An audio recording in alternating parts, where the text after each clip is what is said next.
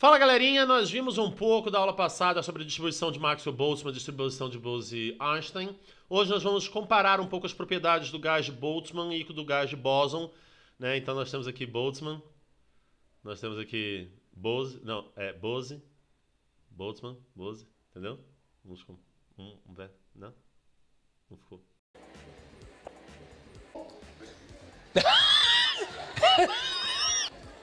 Tá bom.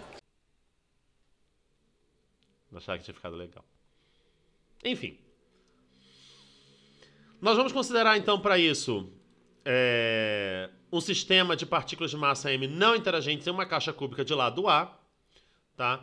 Onde na parte da descrição clássica nós temos uma função newtoniana que vai ser simplesmente a soma, tá, de k de n partículas de pk quadrado sobre 2m, e na descrição quântica do operador da energia cinética aqui, tá? Onde a função de onda vai ser totalmente simétrica para caso de bósons ou antissimétrica para caso de férmions, que vai ser o tema do próximo vídeo. Então, para n partículas clássicas não interagentes, tá? Nós vamos usar a distribuição de Boltzmann que nós vimos na aula passada, já adaptada aqui para o nosso potencial químico μ, tá? E nesse caso, então, os estados de uma partícula são o momento, né, e a posição de cada uma das partículas. Então a gente vai pegar as integrais e vai o somatório sobre os estados de uma partícula, né, transformar em integrais, porque nós temos algo contínuo e não algo discreto, né? As energias dos estados de uma partícula nada mais são que p quadrado sobre 2m. Olha, por uma questão dimensional agora, na minha integral, eu vou ter que incluir esse volume elementar no espaço de fase, esse delta ao cubo aqui, que a gente não tinha usado antes, porque a gente não obteve uma grandeza física exatamente. A gente obteve uma razão entre grandezas físicas, né, quando a gente fez lá o n de z mais delta z sobre o n de z, mas a gente não obteve uma grandeza física exatamente. E nós vamos obter na aula de hoje. Então vou precisar, por uma questão dimensional, incluir esse cara daí. E aí vocês vão ver que vai fazer sentido, porque aí no final a gente vai... Ele vai acabar se cancelando e nenhuma grandeza física vai depender desse carinha aqui que a gente está introduzindo em termos matemáticos, tá? Pode ficar tranquilo sobre isso. A gente pode encontrar o potencial químico sem dificuldade, né? Fixando o número de partículas n. Então nós temos que n é um somatório em j de nj, então nós vamos ter essa integral aqui, que é uma integral no volume. É uma integral de menos infinito até mais infinito para dp. Então, de e elevado a menos p quadrado sobre 2m elevado a mi kt. Integra todo mundo, uma integral que a gente já fez na aula passada. Então, vai dar v vezes 2π mkt elevado a 3 meios sobre delta ao cubo, olha o termo aqui aparecendo, elevado a mi kt.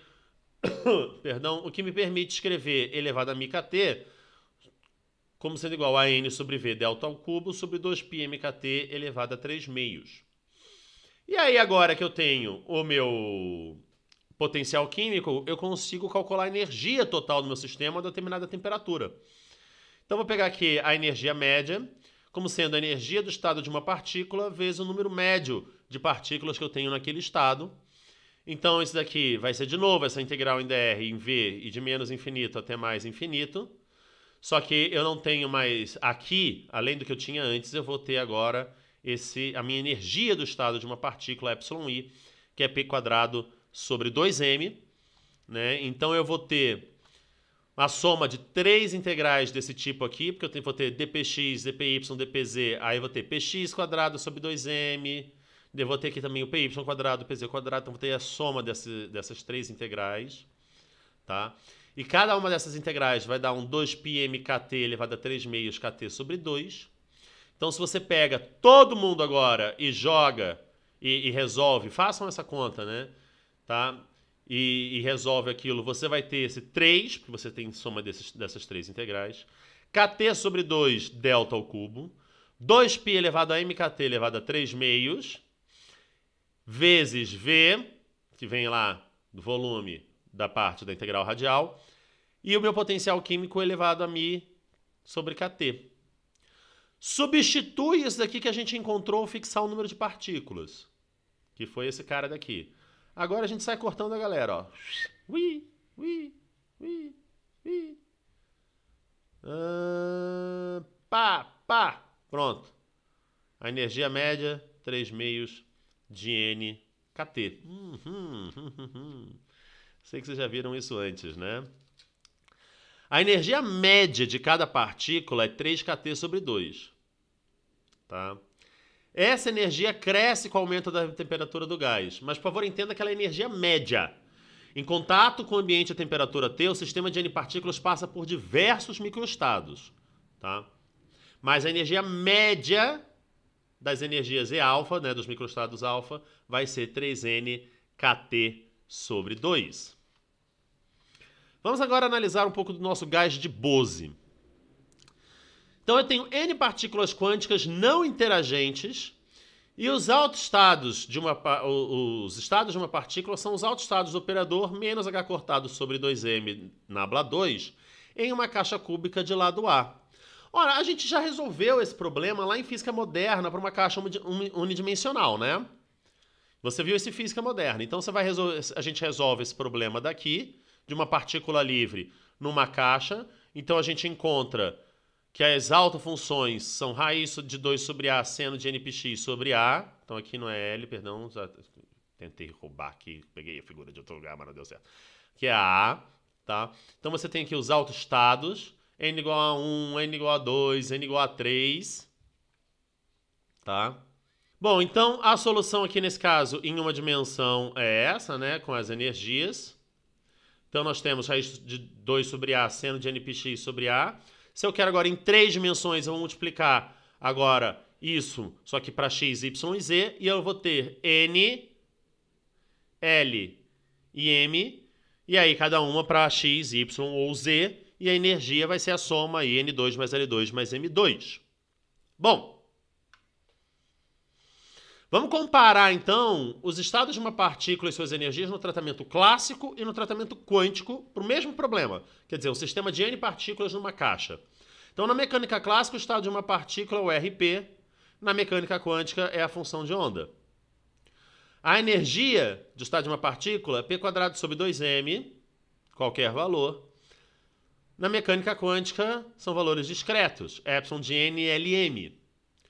Na mecânica quântica, o somatório sobre todos os microestados vai me dar aqui, ó, uma integral. E aqui você vai ter um somatório em N, em L, em M. Tá? Por isso, no caso da mecânica quântica, para facilitar a nossa vida, porque a gente teria um somatório aí gigantesco, né, para fazer, vale a pena a gente introduzir a densidade de estados de uma partícula, que seria o número de estados de uma partícula com energia εi entre epsilon e epsilon mais depsilon. Tá? Porque aí a gente também vai transformar o nosso somatório numa integral. Tá?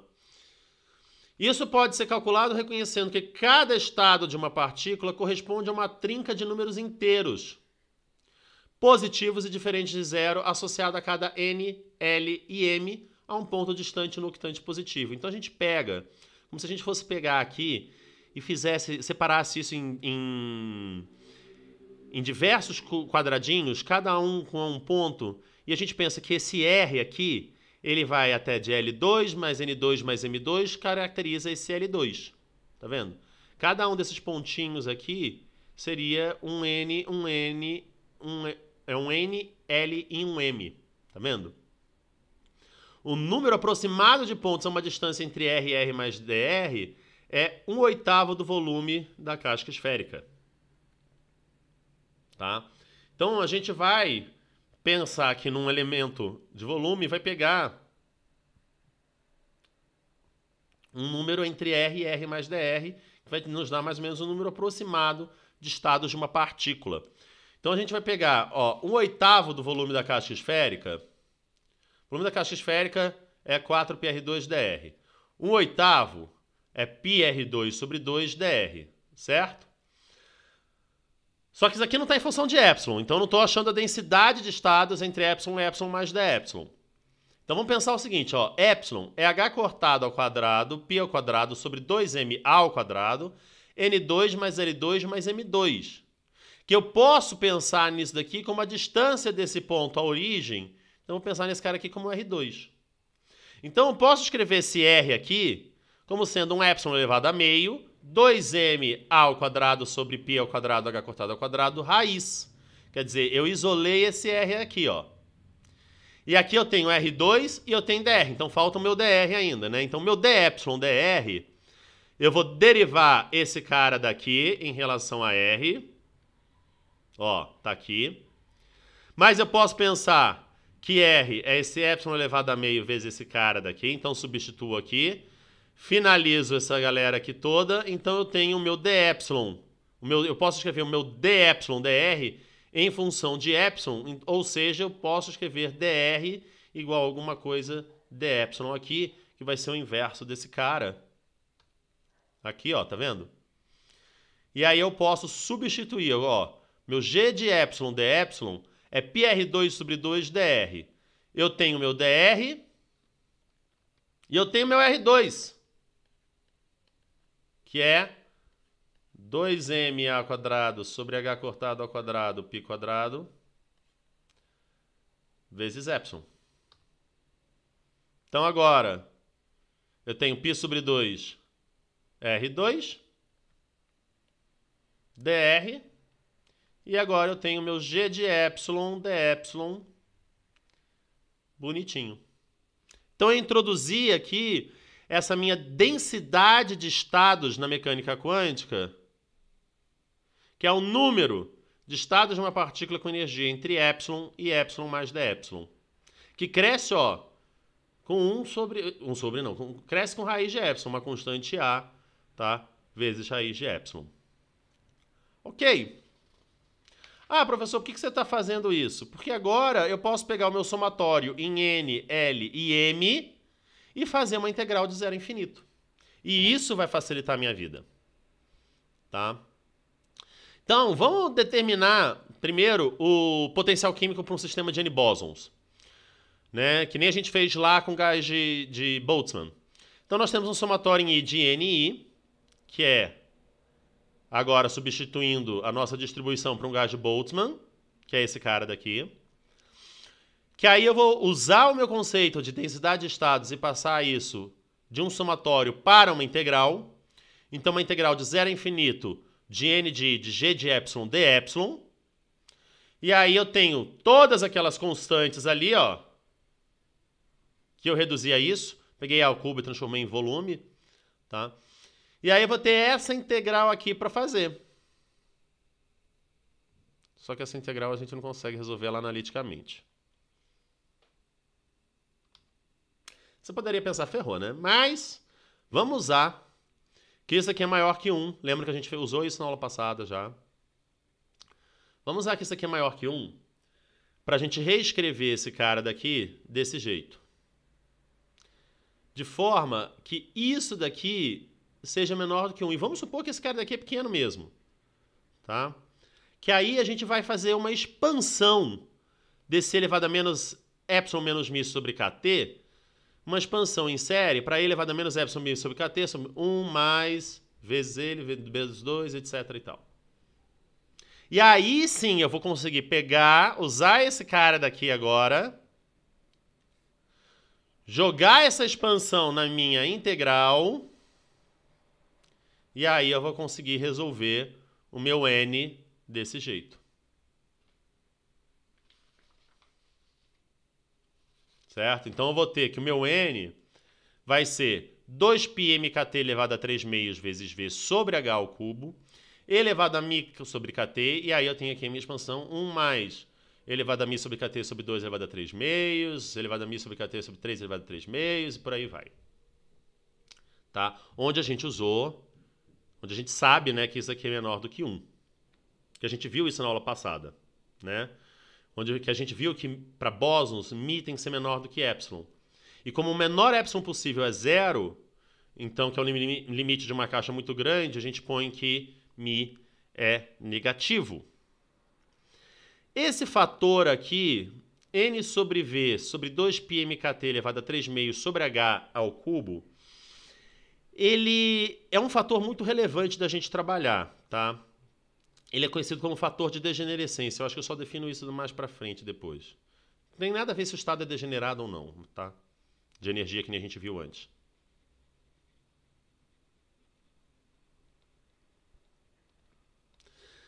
Mas ele é a razão entre duas escalas de distância do problema. Então é importante a gente ter uma noção disso. A primeira razão é N sobre V, obviamente. Tá? Que é o volume por partícula. Tá? Então vamos supor que D seja a distância entre partículas. Se a gente definir N sobre V sobre D como sendo igual a D ao cubo, tá? A gente tem qual é a distância média entre cada uma das partículas. Tá o que tá aqui, ó. Pau. E a segunda é o que define o comprimento de onda térmico, meu lambda T, que é o comprimento de onda da partícula de massa m, que tem uma energia cinética igual a kT. Tá? Então, claramente a gente pode reescrever esse nosso fator de degenerescência como sendo 1 sobre π elevado a 3 meios, lambda T sobre D ao cubo. Então, esse cara daqui é um cara que é importante a gente estudar. Olha só, vamos ver aqui, ó. Por quê? Porque isso daqui, ó, vai estar delimitando a influência do nosso potencial químico. Olha só, para todos os gases de bósons da natureza, esse fator aqui é no máximo igual a 1 sobre 7. E esse valor máximo é obtido para o hélio 4 a uma temperatura muito próxima da liquefação e a pressão mais alta possível no estado gasoso. Tá? Então, se a gente olha o diagrama aqui de fase do hélio 4, a gente pega o hélio gasoso, aqui nós temos tudo isso daqui, né? Nós temos, se a gente pega ele perto, uma temperatura muito próxima da liquefação, aqui é hélio líquido, hélio superfluido e hélio líquido normal, tá? E uma pressão muito mais alta possível no estado gasoso, perto daqui nós temos esse fator máximo. Se não, em qualquer outro lugar, ele é menor do que isso. Tá? O outro gás de bóson, por exemplo, é a molécula de H2. Na molécula de H2, esse gás tem um valor no máximo de 1 sobre 100. Ou seja, para todos os gases bosônicos, esse cara daqui é muito pequeno.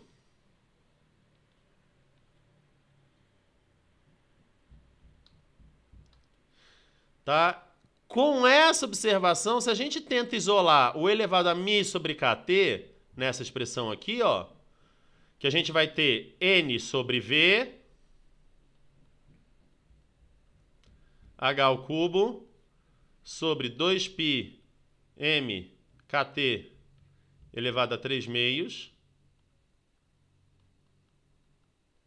Tá vendo? Vezes essa expansão aí. Tá? Então, estou pegando aqui em primeira ordem. Então, esse cara daqui é muito pequeno para qualquer gás bosônico. Tá? Como ele é pequeno, a gente pode ignorar E elevado a 2.000 sobre kT, E elevado a 3.000 sobre kT, na equação do potencial químico, e só ficar com a primeira ordem. Porque esse cara aqui já é pequeno. Tá? Então, notem que esse resultado aqui é exatamente o mesmo resultado que a gente tem para o potencial químico clássico. Cadê? Ó, é o mesmo resultado do potencial químico clássico se a gente colocar delta igual a H, constante de Planck.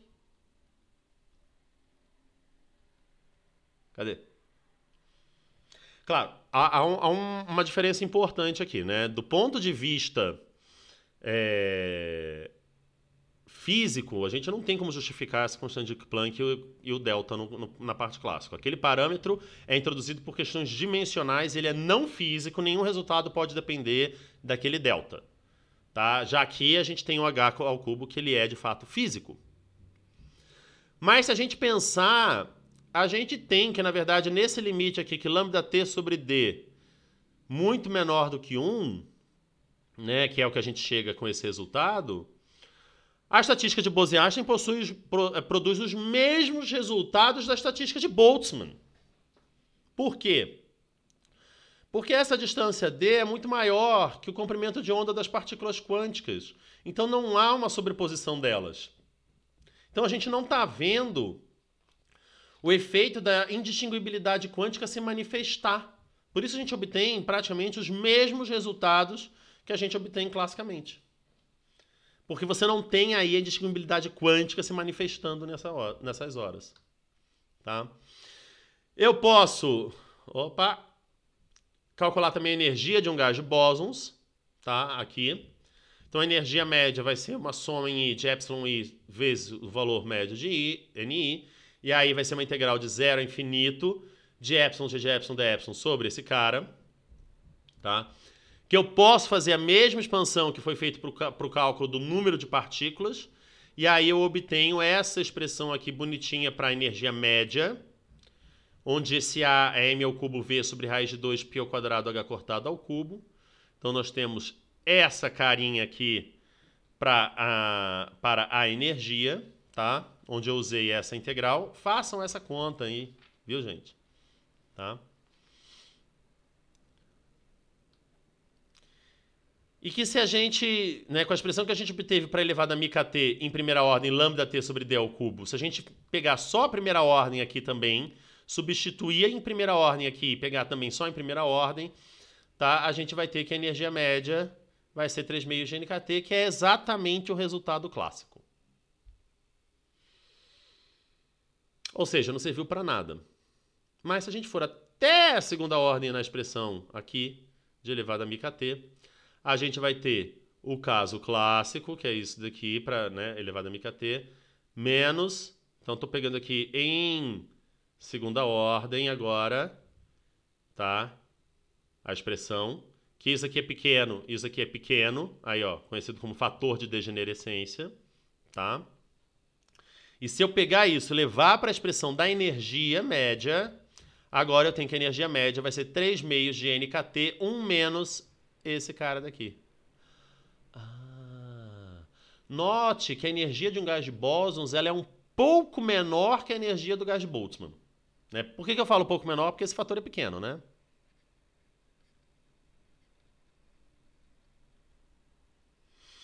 E isso pode ser compreendido quando a gente interpreta, quando a gente analisa as duas distribuições, a de Maxwell-Boltzmann e a de Bose-Einstein.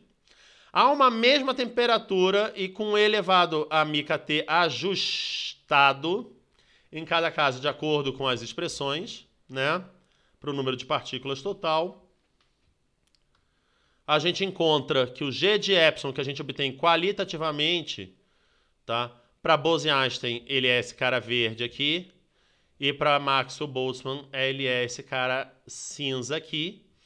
E a gente percebe que a distribuição de Bose, ela coloca mais partículas no estado de uma partícula de baixa energia do que a distribuição de Boltzmann.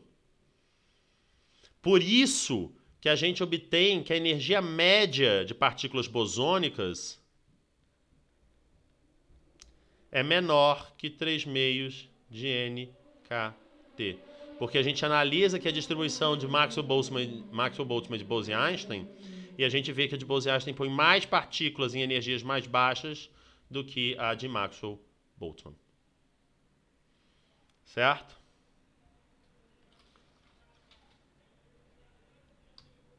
Mas a distribuição de Bose-Einstein ela traz algo novo para a gente, que é o condensado de Bose-Einstein. Né? É um estado da matéria que a gente não tem com partículas clássicas. Então vamos lembrar, né, que o fator de degenerescência para bósons livres é muito pequeno. Tá? Agora, se a gente analisar aqui, tá, essa expressão, quando t tende a zero, a gente vê que o potencial químico também vai se aproximar de zero. Só isolar o potencial químico aqui. Então, quando t for tender a zero, o potencial químico também vai se aproximar de zero. E, de fato, existe uma temperatura crítica onde μ vai a zero. E aí, nessa temperatura crítica, o número de partículas no estado de uma partícula fundamental se torna divergente. Como que a gente vai fazer isso? Eu vou colocar μ igual a zero na minha expressão do número de partículas agora, tá? E vou falar que eu estou calculando isso na minha temperatura crítica Tc. Ok? Bom, no caso geral, A temperatura crítica é aquela onde Mi vai a menor energia, tá? Então não estou colocando exatamente zero. Então abaixo dessa temperatura, Mi é a energia mínima e o número médio de partículas no estado fundamental se torna macroscópico.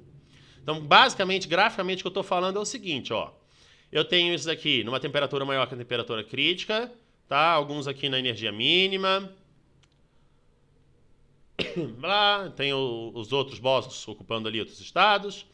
Aí, quando eu chego a uma temperatura abaixo da temperatura crítica, eu tenho os bósons, uma ocupação macroscópica dos bósons aqui na energia mínima e o seu Mi, seu potencial químico, é a energia mínima. Tá? Essa condensação de Bose-Einstein, ela foi observada em gases em 1995 por Eric Cornell e Carl Wyman, tá? Da Universidade de Boulder e do NIST. O NIST é o nosso equivalente, né, ao Inmetro. E eles colocaram nada menos que 10 mil átomos de rubídio 87 resfriados a uma temperatura de 170 vezes 10 a menos 9 Kelvin. Mas essa temperatura é tão baixa, ela é necessária porque os átomos de rubídio são pesadões. Tá? Então você vai ter que resfriar muito. Lembre-se que o lambda térmico, né, H cortado ao quadrado sobre 2mKT. E isso deve ser grande para garantir os efeitos quânticos na distribuição estatística. Então isso daqui é o que eles viram da ocupação do estado fundamental conforme eles foram resfriando. Então você nota que de repente você tem aí um número macroscópico de partículas ocupando o estado fundamental. É a chamada condensação de Bose-Einstein. Tá? O hélio 4 apresenta uma espécie de condensação de Bose-Einstein a 2,16 Kelvin, só que no estado líquido. Tá? E aí é quando as interações entre as partículas não podem ser desprezadas. Então, assim como o condensado de Bose-Einstein no estado gasoso, abaixo de 2,16 Kelvin, os átomos de hélio 4 ficam todos no mesmo estado quântico e você tem um superfluido formado com viscosidade quase nula e condução térmica perfeita. Tá? Viscosidade quase nula, você pode pensar assim, põe ele para girar. Se você põe ele para girar num recipiente, você para esse recipiente, o líquido vai continuar girando dias e dias e dias depois. Tá? E quando você fala condução térmica quase perfeita, se você põe o hélio superfluido em contato com o hélio gasoso, você não vê bolhas. Não tem bolhas. Tá? Isso seria o equivalente ao que a gente chama de condução térmica quase perfeita. Tá? E aí esse número macroscópico de bósons em um estado quântico introduz um comportamento quântico numa escala macroscópica, que é o que a gente chama de quinto estado da matéria aí, famoso condensado de Bose-Einstein. Tá? Então, nós vimos um pouco de do comportamento, né, de um gás clássico, num gás de Bose. Vamos ver no próximo vídeo um gás de férmions.